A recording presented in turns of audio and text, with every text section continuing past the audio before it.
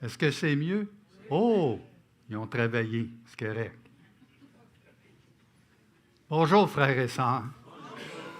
Alors, bonjour à tous ceux qui nous visitent et bonjour à ceux qui sont sur le web avec nous. Alors, on vous salue et on vous porte dans nos cœurs.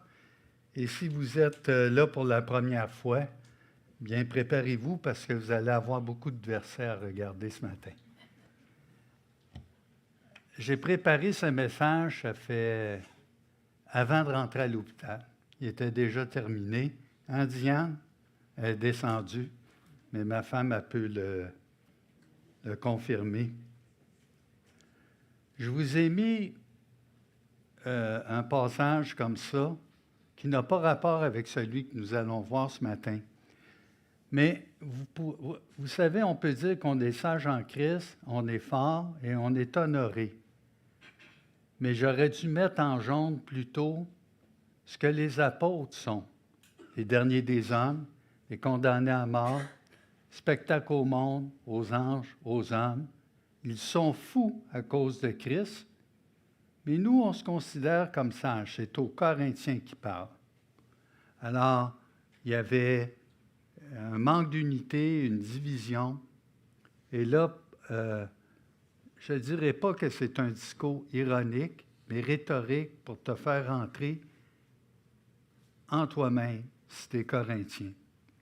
Et là, on dit, nous sommes faibles, vous êtes forts, vous êtes honorés, et on est méprisés, les derniers des hommes. Et pensez aujourd'hui, parce que le mot apôtre, apostolos, avait le sens ici d'être envoyé vers les hommes. Donc, on peut parler aussi de missionnaire aujourd'hui. Et là, ce que vous voyez, honoré, méprisé. Ils souffrent de la faim, la soif, la nudité. Ils sont maltraités, ils sont errants ça et là. Nous nous fatiguons à travailler nos propres mains, injuriés, nous bénissons, persécutés, nous supportons, calomniés, nous parlons avec bonté. Nous sommes devenus, écoutez bien, les balayeurs du monde et le rebut de tous. Vous savez, c'est quoi une balayeuse et un rebut? Le savez-vous? Pensez à ça. Tu es une vidange. Tu es une cochonnerie par terre. On pile sur toi. Alors, jusqu'à maintenant, donc c'est un passage méditatif ce matin. Donc, avant d'aller dans le message, je demandais à un frère, Yves, comme ça au hasard. OK? Donc, ça vous montre que vous devez être préparé, tout le monde. Hein? Je demande à Yves, mais j'aurais pu demander à Guiva. Étais-tu préparé? OK?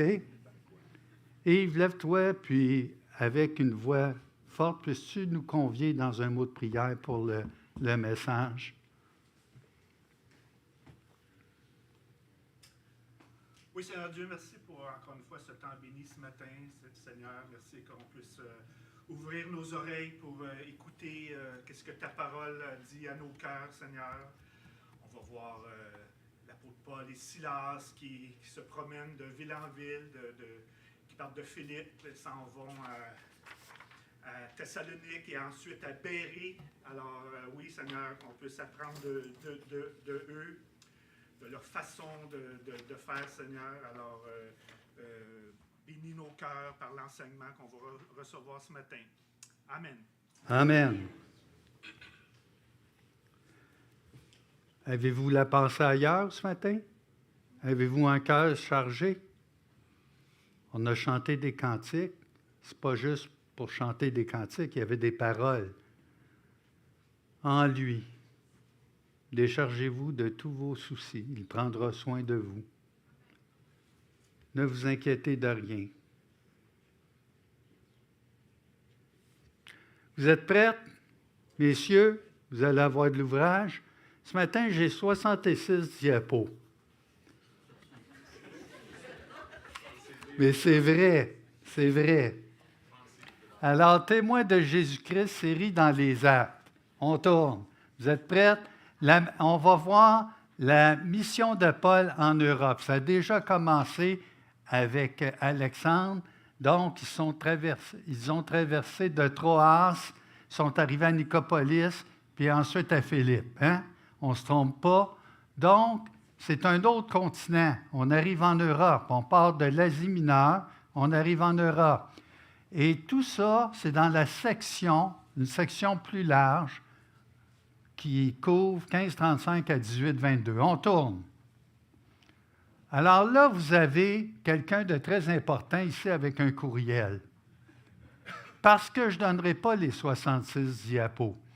Mais si vous voulez avoir une étude sérieuse, d'un, vous pouvez aller sur le site de l'Église ou sur YouTube et vous avez le message en rediffusion aussi.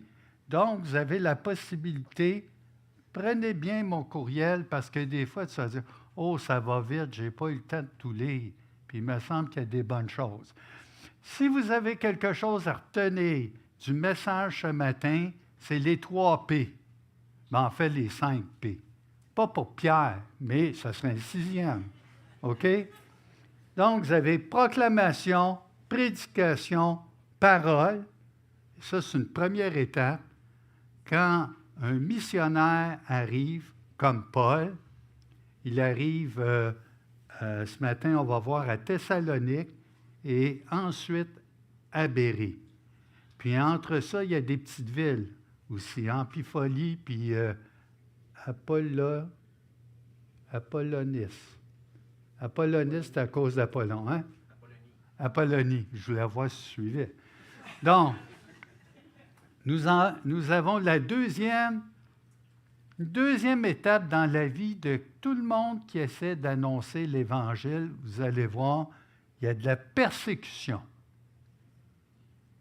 Et j'ai mis partage, mais en fait, c'est solidarité ou entraide et soutien d'un même, on pourrait dire, d'un même cœur.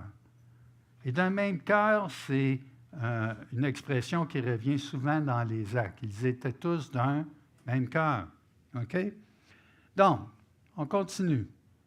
Les débuts d'une nouvelle initiative missionnaire, donc, c'est toute la section qu'on vous a dit. Et nous, on se retrouve en B, 2.B, la mission à Thessalonique. Et on va voir la proclamation de l'Évangile dans la synagogue et les conversions. Et ensuite, on va voir l'opposition et l'expulsion des missionnaires, des apôtres. On continue. Et on va voir la mission à Bérée. On va voir la proclamation de l'Évangile dans la synagogue, parce qu'il commence toujours aux Juifs premièrement, puis aux Grecs. D'accord? Synagogue et conversion, et on voit opposition, expulsion des missionnaires. D'accord? Et là, on va entamer cette section-là dans la suite. Ça vous aide à voir le portrait? Est-ce que ça vous aide? Ah, j'en ferai plus. Bon, OK, on continue. L'idée principale, ces 2 épisodes de la mission de Paul à Thessalonique et à Bérée soulignent l'importance de l'autorité des Écritures. C'est toujours ça qui est prêché.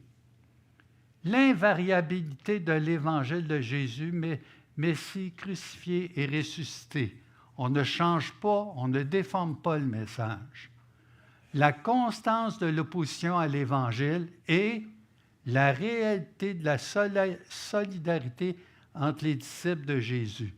On appelle ça de la redondance bien planifiée de ma part. On continue. Oh, une carte. On va faire de la géographie. Vous savez que c'était la destination que j'avais choisie pour l'université. Puis finalement, quelqu'un m'a fait comprendre que je perdrais la carte si je m'en allais dans cette... Bon. Alors, vous voyez, c'est surtout en mauve. Non, attendez, là, je ne veux pas vous perdre comme faux. Donc, c'est en vert, non, en mauve, j'avais raison. Le deuxième voyage, on est en haut. Voyez-vous, la Mysie, la Samothrace, ensuite la Macédoine. La Macédoine, ce n'est pas une boîte de conserve avec des petites carottes, tout ça, mais c'est de la Macédoine. Mais ici, on parle de la Macédoine. D'accord?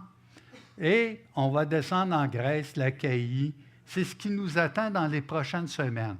C'est tout le temps intéressant de voir un peu où on s'en va. Je pourrais parler avec ma femme, elle s'en va en Écosse avec ma fille dans les prochaines semaines. J'ai réussi à m'en débarrasser, à les envoyer.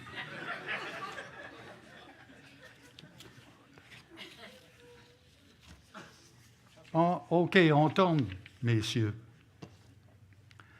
En passant ici, ce n'est pas une analyse grammaticale, d'accord?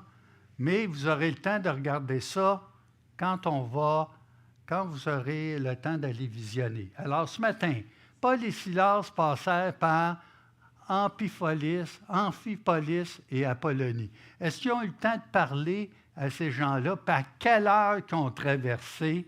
Ça reste des choses qu'on peut s'interroger. Et ce que je peux voir, moi, ce qui m'a touché, c'est combien ces hommes-là marchaient, combien ces hommes-là étaient obligés de fuir de nuit dans des conditions terribles. C'est ce qui est venu m'impacter quand j'ai lu le passage.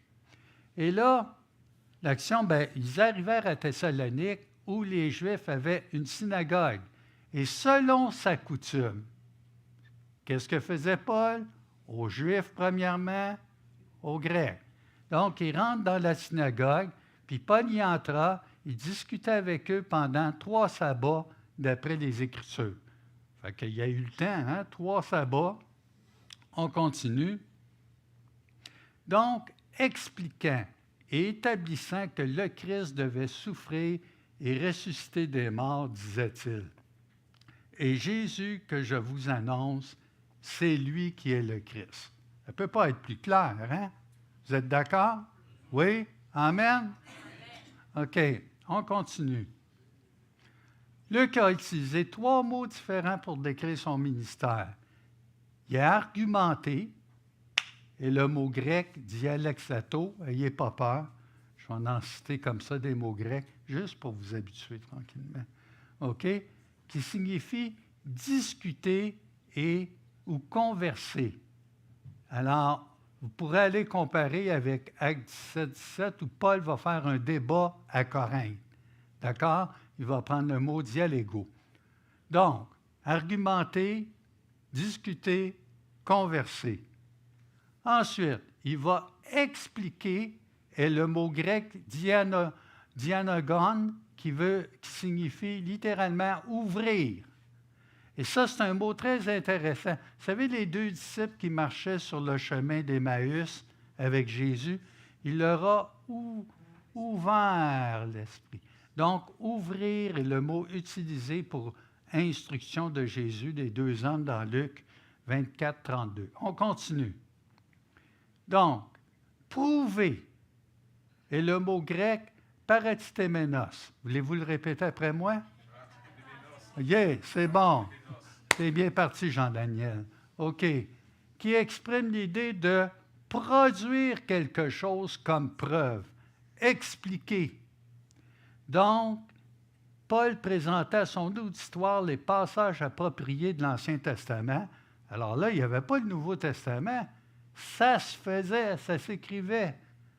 Alors, en particulier, ce qui enseignait, c'est la souffrance, la mort et la résurrection du Messie de Jésus. Alors, on s'imagine Paul aller dans Isaïe, de tourner, d'expliquer les passages. Et voici ce Jésus de Nazareth que vous avez crucifié. C'est lui le Messie. On continue. Ah, ça c'est le fun d'un petit arbre. J'aime ça. Ça se trouve dans Life Application Bible Commentary. Puis c'est toujours méditatif. Lorsque Paul parlait dans les synagogues, il commençait sagement par parler des écrits de l'Ancien Testament et expliquait comment le Messie les accomplissait, passant du connu à l'inconnu pour les gens.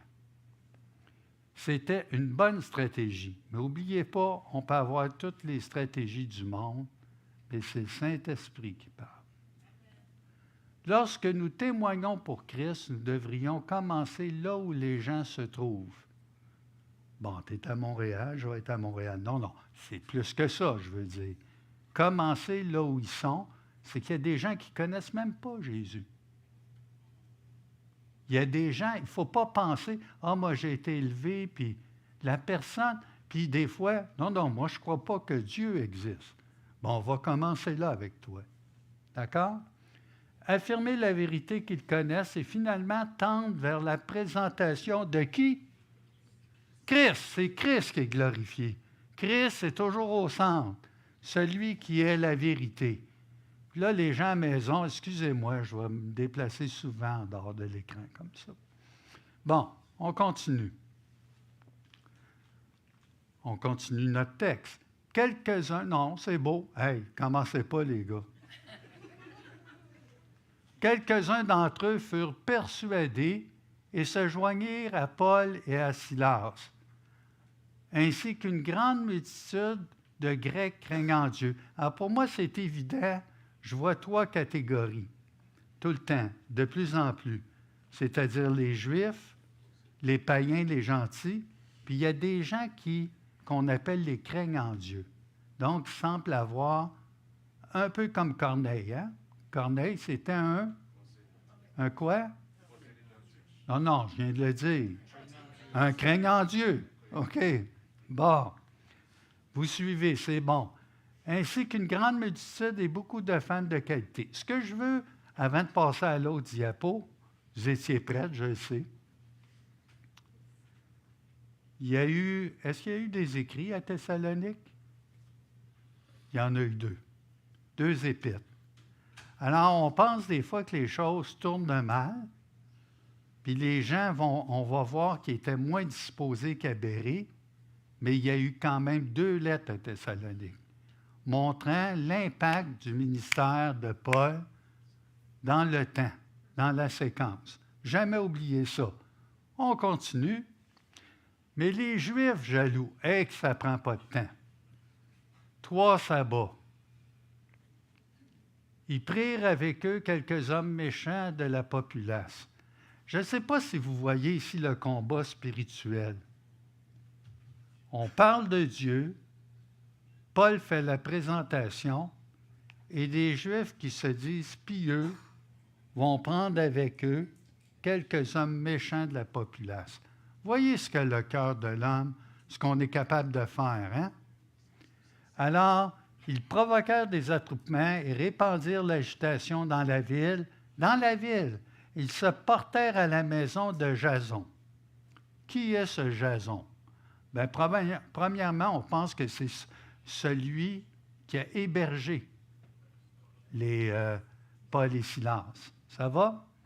Ils se portèrent à la maison et ils cherchèrent Paul et Silas. On les avait cachés comme faux ailleurs. Hein? Oups! Ailleurs. Oui, vous m'avez entendu. OK? Pour les amener vers le peuple. Hey, on te les prend, on te les amène devant la ville, les magistrats, puis tout ça. Et là, qu'est-ce qui se passe? Ah! Interruption. Jason a été persécuté en raison de ses liens avec Paul et Silas. Nous ne savons pas grand-chose de lui, si ce n'est qu'il était manifestement l'hôte et le parrain local de Paul et Silas. Jason n'est qu'un des nombreux héros méconnus qui ont fidèlement contribué à la propagation de l'Évangile. Et vous savez, dans Romains 16 aussi, Paul va saluer un Jason et on pense que c'est lui. Donc, grâce au courage, ça prend du courage, de Jason, Paul et Silas. Puis Jason, là, ça faisait combien de temps qu'il était converti? Peut-être un converti de Paul et Silas. Et là, tout de suite, il se met quoi? Au service de qui? Du Seigneur et de Paul et Silas, des autres saints. Tu te mets au service des saints parce que tu es un serviteur de qui? De qui? De Christ. Soyez pas gênés. Je vais vous demander d'être au service. Donc, en Christ, si vous servez Christ, vous ne recevrez peut-être pas beaucoup d'attention, mais en fait, vous ne recevrez peut-être que du chagrin. Je trouve un peu fort, ben en tout cas, je l'ai mis. Mais Dieu veut vous utiliser. Est-ce que tu sais que Dieu veut t'utiliser? Puis si tu es en train de dormir, je te dis qu'il veut t'utiliser. Des vies seront transformées si vous faites preuve de courage et de fidélité envers le Seigneur. Allez-y, on continue. Donc, ne les ayant pas trouvés, qui ça? Paul et Silas. Puis c'est qui les cherche? La multitude, puis les... Bon, bref, ces Juifs méchants, hein? OK? Ils traînèrent Jason et quelques frères. Est-ce qu'ils les ont vraiment traînés comme ça? Je ne le sais pas, mais je me suis posé la question. Ils ont dû étirer, puis passent par ici. On s'en va là où on veut aller. Et devant les magistrats de la ville, c'est là qu'ils se sont rendus. En criant, ces gens qui ont bouleversé le monde, c'est vrai, les chrétiens ont bouleversé le monde, ils sont aussi venus ici. Et on continue. Hey, ça là, ça c'est traître. Écoutez ça. Et Jason les a reçus en parlant de Paul et Silas. Ils agissent tous contre les édits de César.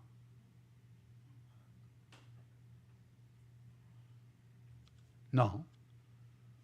On est soumis au gouvernement. On est soumis à nos autorités.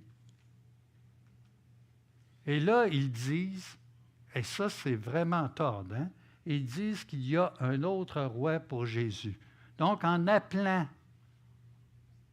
à César ou aux Romains, la magistrature, ils savaient que là, ça ferait mal. Ils voulaient présenter le fait qu'il était en opposition avec le régime impérial de Rome. C'est terrible d'avoir fait ça. On continue. Ah, un autre. On le lit ensemble. Paul et Silas furent accusés de bouleverser le monde. Quelle réputation avaient les premiers chrétiens? La puissance de l'Évangile a révolutionné des vies, brisé les barrières sociales et ouvert les portes des prisons. Littéralement, on l'a vu, hein, avec le geôlier, et suscité un profond souci des autres et incité à adorer Dieu. Ça ne fait pas bien peur à un régime impérial. Parce que notre royaume à nous, il est dans les cieux. Et ça a déjà commencé si bas. Donc, notre monde a besoin d'être bouleversé de la même manière, puis fondamentalement, l'Évangile ne consiste pas à établir de nouveaux programmes ou à encourager une bonne conduite. Il s'agit de transformer des vies de manière dynamique. Et qu'est-ce qui peut faire ça? Demandez à Dieu le courage et la sagesse de savoir comment vous pouvez contribuer à répandre sa bonne nouvelle dans le monde entier, à savoir Jésus-Christ, mort et ressuscité et glorifié pour nos péchés. On continue. Ils émurent la foule. C'est qui ça? La gang. Vous savez, il y a toujours deux gangs dans un film, hein? D'Indiens, les bons puis les méchants. Donc ici, on a les Juifs puis les hommes méchants. Et par ces paroles, qui ne laissèrent aller Jason et les autres qu'après avoir obtenu d'eux une caution. Est-ce que c'est injuste? Est-ce que c'est injuste? Et le chrétien est-il appelé à vivre des choses injustes? C'est injuste, Seigneur. Si je te sers, ça ne peut pas arriver. Non. On continue. Aussitôt, donc la nuit même, les frères firent partir de nuit Paul et Silas pour Bérée, petite ville, Thessalonique, OK. Philippe à Thessalonique, c'est 160 km. À peu près, c'est 160 km. C'est Montréal-Sherbrooke? Oui. OK. Donc, là, on a moins de distance, mais les filles partir. Hey, tu marches la nuit, là. Tu sais-tu qu'est-ce qui t'attend sur la route? Tu as été persécuté, et là, tu pars, l'âme chargée. Alors, rappelez-vous les premiers versets, là, OK? Persécuté, puis tout ça, donc. Et là, ils partent pour Bérée. Lorsqu'ils furent arrivés, il a dit, mais Paul, ça va pas. Tu rentres encore dans une synagogue, les Juifs. Tu n'as pas eu ta leçon? Mais qu'est-ce qui t'attend? Tu es obligé de fuir, puis là, tu rentres dans une synagogue. Donc, je me suis choisi un instrument pour aller parmi les nations. Ça s'est passé où? Sur le chemin de Damas. Hein? On a vu des choses dans les actes. Hein? On continue. Ces Juifs avaient des sentiments plus nobles, plus élevés, plus, je vous dirais, hein? Disposés. Ah, c'est bien. J'aime ça faire parler Antonio parce que le vocabulaire français sort, donc c'est bien.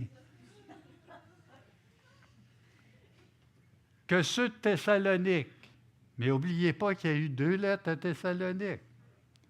Ils reçurent la parole avec beaucoup d'empressement. Et ça, c'est le genre d'auditoire que tu veux. Hein? Ils examinaient chaque jour les Écritures. Chaque jour. Chaque jour. L'Ancien Testament.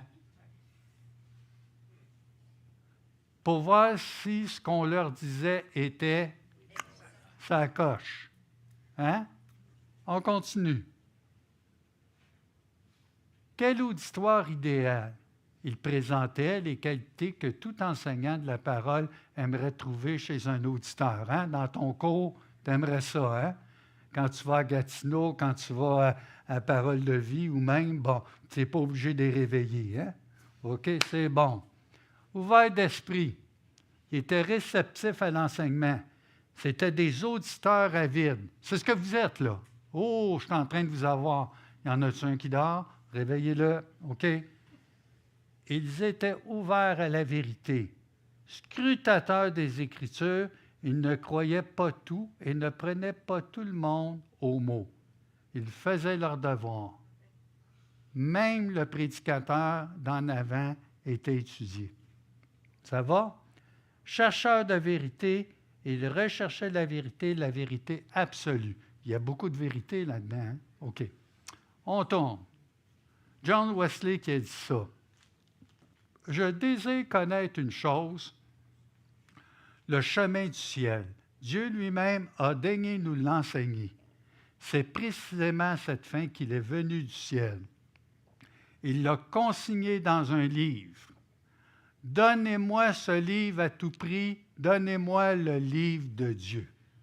Et ça, c'est une prière là, de John Wesley. OK? Nous prêchons la parole de Dieu. On continue. Ah, un autre. Vous êtes prêts? Comment évaluez-vous les sermons, les livres et les enseignements? Ça, c'est les gens de Bérée. Les habitants de Bérée ouvraient les Écritures et cherchaient des vérités pour vérifier ou réfuter l'enseignement qu'ils entendaient. Donc, les rouleaux de l'Ancien. Oubliez, hein? Il faut mettre les choses dans le contexte. Nous, on rouvre la Bible au grand complet. D'accord? Comparez toujours ce que vous entendez ou lisez avec ce que dit la Bible. Tout le temps. Pas avec les sites web, pas avec Facebook, pas avec tout ce qui passe sur YouTube. Comparez-la avec la Bible. Un prédicateur ou un enseignant qui transmet le véritable message de Dieu ne contredira ni n'expliquera jamais quoi que ce soit à tort de la parole de Dieu. C'est du moins ce qu'on espère. Mais une étude biblique sérieuse sera nécessaire pour vérifier ce que nous lisons et entendons. Et même moi, je peux citer peut-être quelque chose, puis oups, si tu as le ministère à cœur, tu viens nous voir. On continue? Plusieurs d'entre eux crurent. Qui ça? Les gens de Bérée. Des gens qui avaient des sentiments nobles, hein? OK? Ainsi que beaucoup de femmes grecques de distinction et beaucoup d'hommes. Moi, ce que j'aime de Luc, c'est qu'il parle beaucoup des femmes. Puis ça, c'est une ouverture comparée à ce qu'on voyait auparavant, à l'époque. Donc, mais quand les Juifs de Thessalonique surent que Paul annonçait aussi à Bérée la parole de Dieu, oh non, ça recommence. Ils vinrent y ajouter la foule. On estime à peu près à 3 semaines, là aussi. À peu près 1 mois et demi à 2 mois, Paul a été entre Thessalonique et Bérée. Ça n'a pas été grand temps, mais suffisamment plus qu'à Thessalonique, où là, il est peut-être resté 6 à 8 semaines, de ce que je peux comprendre. On continue. Encore, les Juifs jaloux de Thessalonique suivirent Paul à Bérée pour semer le trouble. C'est assez terrible. Combien le péché de jalousie est laid et dévorant? Connaissez-vous des gens qui suivent ce modèle dans leur vie, même dans leur prétendu ministère? Ça peut même se faire dans l'œuvre. Et on a été tous jaloux au moins une fois dans sa vie. Et il faut regarder le motif qui fait, le motif du cœur. Ils passent leur journée dans une envie aussi bien dissimulée, fonctionnant selon des principes très articulés et pieux. Ça semble la piété. Et là, bien qu'ils ne construisent jamais rien de positif eux-mêmes, ils réussissent très bien à détruire ou bloquer ce qu'ils envient dans le travail des autres. Si vous avez déjà eu ce comportement, apprenez de ces Juifs violents et aveuglés par l'envie, la guerre spirituelle.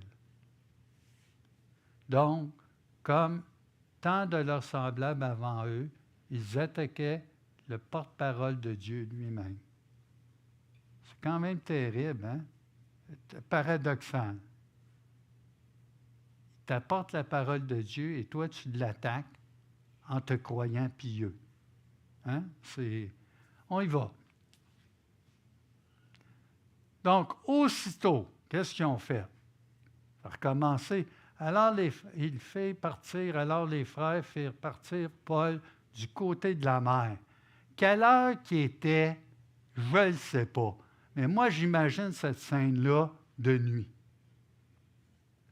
Et là, Silas et Timothée restèrent à Bérée.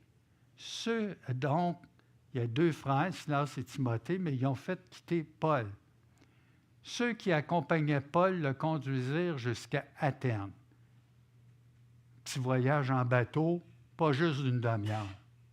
Regardez la carte, là, puis si c'est en pleine nuit, tu as besoin de savoir comment naviguer. Donc, ils l'ont amené jusqu'à Athènes, ils l'ont conduit, puis ils s'en retournèrent chargés de transmettre à Silas et à Timothée. Tiens, Paul, on te débarque. C'est un bien bel endroit. Prends ton guide touristique, puis tu suivras. Hein, non. Il n'y a pas de guide touristique, là. Il arrive dans une ville. Y a-t-il des croyants? Bon, on va voir ça. Comme disait le capitaine Bonhomme, ce sera la semaine prochaine. Hein? Avec... et là, OK, bon. Alors, ils s'en retournèrent chargés de transmettre à Silas et Timothée l'ordre de le rejoindre au plus tôt. On continue. Théologie appliquée. Vous êtes prêts? Je n'aurai pas le temps. OK, je vais aller surtout Bien, il y a 2 épisodes. Il y a les points suivants. Les pasteurs et les enseignants des églises locales, ainsi que pour les évangélistes et les missionnaires, et j'irai un pas plus loin en soulignant que chacun des points s'adresse à chaque enfant de Dieu. Pas juste aux missionnaires, à nous tous. On continue. L'invariabilité de l'Évangile. Donc, on a vu le premier point qui était proclamation, parole, prédication. Pierre, lui, a proclamé Jésus comme le Messie d'Israël, qui devait mourir et que Dieu a ressuscité à Jérusalem. Paul a proclamé le même message à Antioche la première fois. Et il l'a prêché à Thessalonique. Et on aurait pu dire même à Philippe ou dans tout, Icône, Lys. Okay, c'est le même message. La bonne nouvelle que l'Église proclame est toujours celle de Jésus, le Messie et Sauveur, crucifié, mort et ressuscité. Pourtant, on sait ces choses, mais on a besoin de se les faire rappeler. Et que les pécheurs puissent obtenir le pardon de leurs péchés. Trouver le salut par le seul nom qui a été donné aux hommes, Jésus de Nazareth, de Christ. On continue.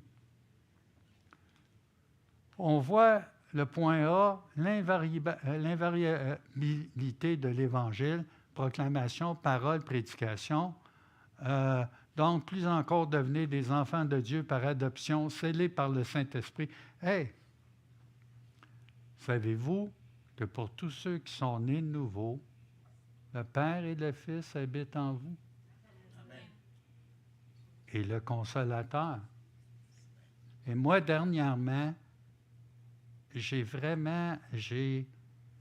l'appelle plus le Saint-Esprit, je l'appelle le Consolateur. Le Consolateur, bien, c'est le Saint-Esprit, mais il vient faire sa demeure en moi. Puis savez-vous que vous êtes scellés, adoptés, que vous avez les arts de l'Esprit? Tu ne crois pas à ça? Tu viendras nous voir à la fin. OK? Donc, obtenir dès maintenant la vie éternelle pour toujours à la louange et à la gloire de qui? Du Dieu 3 fois saint, le Père, le Fils et le Saint-Esprit. On continue. Je vais lire. OK. Cette bonne nouvelle est proclamée et crue par les Juifs, comme par les gentils, les gens ordinaires, comme les membres de l'aristocratie, les gens nobles, ou on parle des femmes de qualité, d'accord? Alors, ça veut dire des femmes qui occupaient des responsabilités importantes dans la société. Ça pouvait être des marchandes, comme Lydie, mais ça pouvait être des femmes qui influençaient. On voit qu'ils avaient une culture. D'accord? Et là, imagine-toi, tu arrives, tu proclames la parole de Dieu. On pense que c'est pour les pauvres, les moins nantis, mais c'est pour tous. Et là, tu as des gens, des femmes de qualité qui vont mettre leur vie, en danger. Parce qu'elles vont croire à cette nouvelle doctrine qui s'appelle le christianisme. Paul engage la conversation, la proclamation, la discussion, l'argumentation, l'exposition des Écritures. C'est ce que je vous ai dit tantôt avec les mots. Le contenu du message, il est pareil. Je vous répète ça depuis le début, mais ça va finir par rentrer, vous allez voir. OK? Il s'agit de la bonne nouvelle, de la révélation de Dieu en et par Jésus, le Messie, le Sauveur d'Israël. La parole du Seigneur est proclamée comme la parole de Dieu. On continue. Le contenu du message est évangélique. Il ne doit en aucun cas être modifié pour le rendre soi-disant plus accessible à un auditoire particulier, puisque la vérité claire et universelle. Dis-leur pas tout de suite que c'est Jésus-Christ. Dis-leur pas tout de suite. Essaye de parler, je ne sais pas, de montagne, de rivière. Non. La parole de Dieu. On ne la change pas, on ne la modifie pas. On peut avoir des stratégies pour présenter le message, mais ça se termine toujours par qui? Jésus-Christ. On continue. Alors là, je vais aller seulement ce qui était souligné. Le message qui concerne Jésus, le Messie crucifié et ressuscité d'Israël et sauveur des pécheurs, ne peut être développé par un raisonnement socratique. Ayez pas peur. Socrate, ça veut dire méthodique, avec des arguments. Donc, car la sagesse humaine et la piété traditionnelle sont incapables de comprendre la vérité sur qui est Jésus et ce qu'ont accompli sa mort, sa résurrection et son exaltation. On continue. La vérité de l'Évangile qui contredit des visions du monde et les attentes des gentils et des Juifs explique pourquoi Paul affirme que l'Évangile d'un Messie et Sauveur crucifié, c'est une pierre d'achoppement. Pour les Juifs, c'est une absurdité. Pour les Grecs, dont aucun ne peut comprendre l'Évangile, malgré leur exigence de signes et la sagesse. Donc, les Grecs vont demander une manifestation de miracle ou tout ça, puis ils vont demander, n'oubliez pas que c'était des gens où la philosophie était très présente. Amour de la sagesse, sagesse des hommes.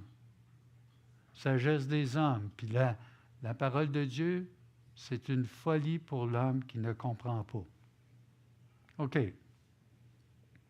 L'autorité des Écritures souligne que l'argumentation de Paul repose sur les Écritures, en lien avec sa mission à Thessalonique et par conséquent aussi à Bérée.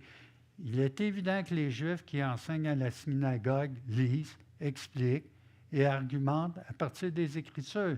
Donc, le récit de Luc souligne l'importance de lier la prédication de l'Évangile aux convictions de ses auditeurs. Donc, Paul a été sur leur terrain en présentant les Écritures auxquelles ils sont habitués. Ça va? Alors, dans un contexte juif, cette autorité à l'Écriture, dont les Juifs pieux acceptent les livres comme des paroles de Dieu. On continue. Il ne faut pas oublier que l'argumentation de Paul avec les Écritures était bien plus qu'une manœuvre tactique. Il était lui-même profondément convaincu que les Écritures sont la parole de Dieu. Il faut avoir cette conviction. La proclamation de Jésus comme Messie et Sauveur, donc si vous voulez lire ceci, vous devez aller sur mon adresse, puis je vous enverrai le discours. D'accord? La proclamation de Jésus comme Messie et Sauveur, comme parole du Seigneur, c'est son intégrité, non du pathétique. J'essaierai de vous faire pleurer là, avec un beau message. Là. Vous comprenez? J'en mettrai. OK? Je peux avoir un côté émouvant et touchant, ce qui ne veut pas dire qu'on n'a pas le droit d'exprimer nos émotions. Mais si c'est que ça, oubliez ça. C'est la parole de Dieu qui prime. On continue? Mais de son accord avec l'Écriture, le prédicateur, comme parole de Dieu, prêcher et enseigner sur la base d'autorité des Écritures, ça ne se résume pas à de simples récitations de passages bibliques. Si la foi ne naît pas d'arguments, elle est indéniablement et fondamentalement liée à la compréhension du plan du salut, à la compréhension de l'identité et de l'œuvre de Jésus comme Messie et Sauveur.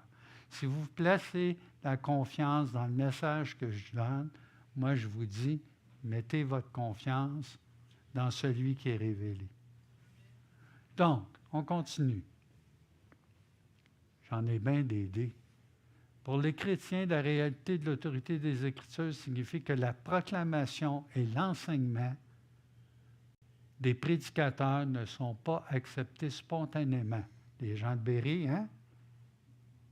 Qu'est-ce qu'ils ont fait? parce qu'il sonne juste et attrayant. Parce que, il semble donner un bon spectacle. Non. Parce que nos pères sont d'accord avec ce qui est dit. De même que les Juifs de Bérée examinaient l'enseignement de Paul, et pas seulement les Juifs, OK? Donc, testant son authenticité, sa pertinence sur la base de son accord avec l'Écriture. Les chrétiens examinent la prédication et l'enseignement des pasteurs et des évangélistes reposent sur la même base, soit l'Écriture. On continue. Dans un tel contexte culturel, il est nécessaire d'apprendre aux chrétiens non seulement à professer l'autorité des Écritures, mais aussi à les étudier réellement, à connaître leur contenu et à comprendre leurs messages variés et de devenir capable d'analyser la prédication de l'enseignement chrétien. Et je vous dirais un pas plus loin. Une fois que tu es capable d'analyser, que tu sois surtout capable d'annoncer. Si ça reste juste là, annoncer. On y va. Donc, point 2. La réaction de l'Évangile est toujours mitigée. Parfois, seuls quelques Juifs parviennent à la foi en Jésus comme Messie, puis parfois de nombreux Juifs deviennent croyants. Comment ça se fait que dans une ville, ça fonctionne, puis dans une autre, ça ne semble pas fonctionner? D'accord? On continue. Cette réaction mitigée ne s'explique pas par l'application plus ou moins réussie de méthodes d'évangélisation. On est arrivé, on était 2 par 2 dans telle ville, dans l'autre. Bon, puis as-tu pensé que c'est le Seigneur qui appelle? Oui. À Thessalonique et à Bérée, la réaction a été mitigée. Ça n'a pas été pareil. Puis ce n'était pas la foi d'un côté puis l'indifférence de l'autre, mais la conversion de certains auditeurs et l'opposition d'autres. Tout comme lors du ministère missionnaire de Paul à Damas, Jérusalem, Antioche de Pisidie, Lys, Icône et à Philippe. C'était la même chose. On continue. Les accusations portées contre les missionnaires peuvent être fondées sur la réalité dans une certaine mesure. La proclamation par Paul de Jésus comme Messie et de son royaume peut facilement être interprétée comme une rivalité avec l'empereur de Rome et ses exigences de loyauté. Elles peuvent être exagérées, extrêmes, s'appuyant sur des stéréotypes. Et si vous voulez continuer, vous savez quoi faire. Mais une proclamation de l'Évangile qui n'est jamais offensante n'est peut-être jamais authentique. Dans les églises du monde occidental où la cupidité fait partie intégrante du fonctionnement interne des sociétés capitalistes et même de plusieurs églises, ça s'adresse à nous, spécialement les mieux nantis du monde, où on ne connaît pas très peu la pauvreté, même si nous avons nos pauvres et nos itinérants. Alors, il peut être mal avisé de souligner l'insistance de Paul sur le fait que la cupidité équivaut à de l'idolâtrie. Quand on dénonce ça, tu peux arriver dans une église, spécialement aux États-Unis, puis perdre la moitié de ta clientèle. Une clientèle? Tu as parlé d'une clientèle?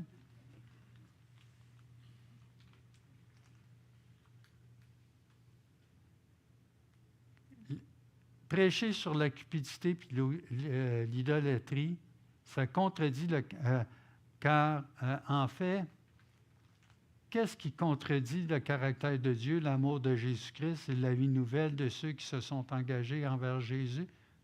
La cupidité et l'idolâtrie. Ça va? On continue. La réalité la solidarité, la communion des saints. Ça, c'est le troisième point, partage et solidarité. On passe à l'autre. Hey, j'ai été vite, hein? L'Église est une communauté fondée sur le principe de solidarité. La solidarité des frères et sœurs d'une même famille, ce n'est pas seulement une communauté d'intérêts communs, mais une communauté de vie et de destin commun. Comme l'affirme Paul, si un membre souffre, tous les membres souffrent avec lui. Si un membre est honoré, tous les membres se réjouissent avec lui. Ça, c'est le but à atteindre dans une Église en harmonie, qui marche par le Saint-Esprit avec Christ. On continue. Ben, j'ai fini. Non, à partir de là, vous devez aller sur mon site Internet. Et qu'est-ce que j'ai mis là? Bien, j'ai mis l'explication de ce qui se vivait à Thessalonique, de ce qui se vivait à Bérée, le rapport entre les Juifs et les autorités romaines, toutes des choses qui ne sont pas intéressantes.